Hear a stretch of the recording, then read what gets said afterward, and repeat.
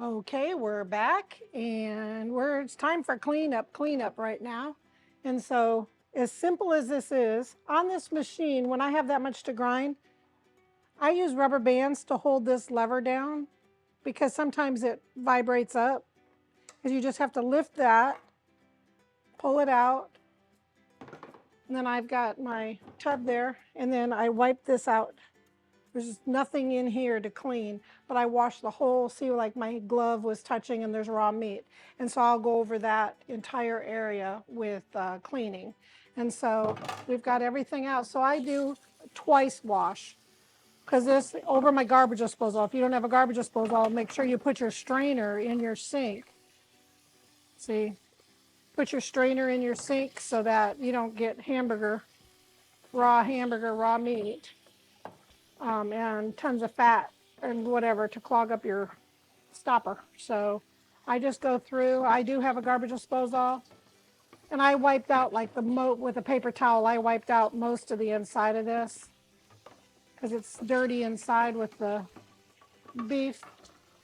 It's just with hot water, not even scrubbing. Can you get that, Erin? How clean that is? I mean, it really does.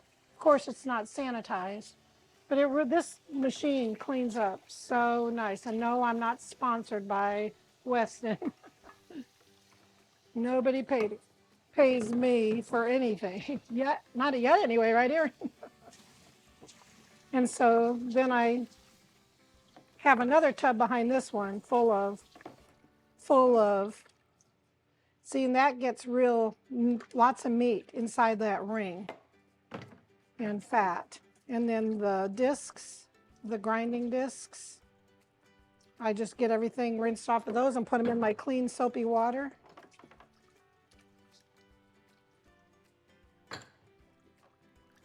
And that's Star. And then I pour everything out. Everything else I put in my dishwasher, but I don't put my meat grinder stuff into the dishwasher because it is not stainless steel, it's aluminum. And if you put it in your dishwasher, it could get oxidized and leave marks on your meat forever. And I don't want that. And I don't want that metal in my food. And so, see, I just get everything out of here. And that way, my soapy water is not going to get contaminated with the raw meat. And then I just run my garbage disposal, clean out my sink. I've got some degreaser. I have a copper sink, if you haven't noticed. So I've got very hot water in this other tub. And then I use a scrubber. Oopsie daisy. Oop-a-daisy, as I tell my granddaughter. Oop-a-daisy. And then I use a scrubber, and I also have a kitchen toothbrush. It's a brand new toothbrush, but I use it for cleaning things like grooves and everything. And so it's easy cleanup. Once I have that initial done, then I get my clean wash rag. Because I'm very particular when it comes to processing meat or anything for canning. You want to have everything super clean and free of any contaminants before I put it all up, okay? And it's easy to store. I just put it back in the box it came in. There's a place for everything. It doesn't take up a lot of room.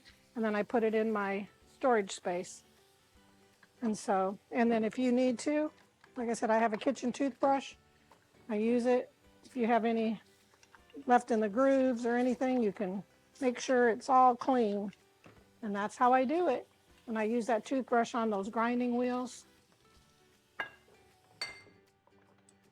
And in here, there's a little gasket right there. I don't know if you can see it, but you want to make sure that that is free of any residue of your meat products and any little grooves that you have. And you can go in there with a toothpick or something to make sure that that is super clean. And if you soak it, then that really helps. And I did soak it a little bit. And so where's my little grinding? Oh, here's the other one. I use the toothbrush in that always because there is little contaminants and I don't want any raw meat stored to contaminate a whole batch of my roast as I grind it into burger. You can use this to grind chicken because I use ground chicken all the time for my chicken lettuce wraps.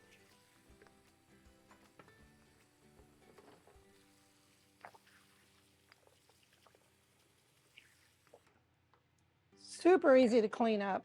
And then I just wipe down my machine really good, and I make sure that I get on the bottom of the grinder to make sure that the feet have no contaminants on it. And that is how fast it is. This is probably the hardest thing to clean because it's plastic, the push to feed it in, and it can feel like it's got grease on it, where the metal cleans up really fast. And so then I go through with my this is hot Dawn water, and I clean the entire machine from top to bottom, really getting in those grooves where my dirty hands were.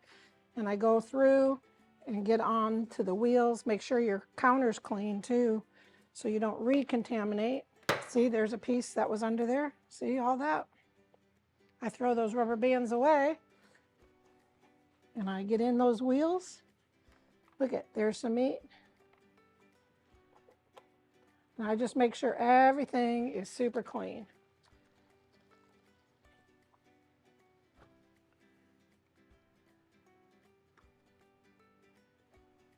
Just like this, and then I let it air dry really well, because air can help clean too. If you put it away while it's still damp, if there's anything on there, it could still grow. And I am a freak about germs in the kitchen. Ask anybody in my house.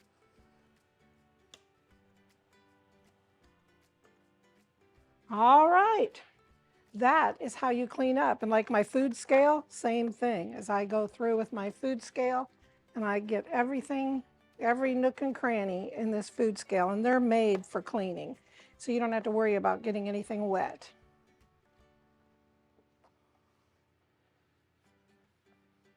And even after I go off camera, I'm going to wipe this all down again with some new fresh hot water. So I just wanted you to know how I clean everything. And then those tubs, that's what's nice about these tubs, is they're meant for sanitizing, and they clean up really well with hot soapy water.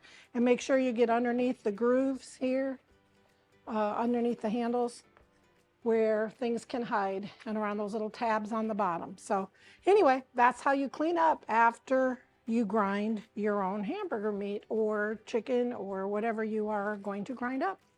Thank you for stopping by Jana's Kitchen, keeping it clean.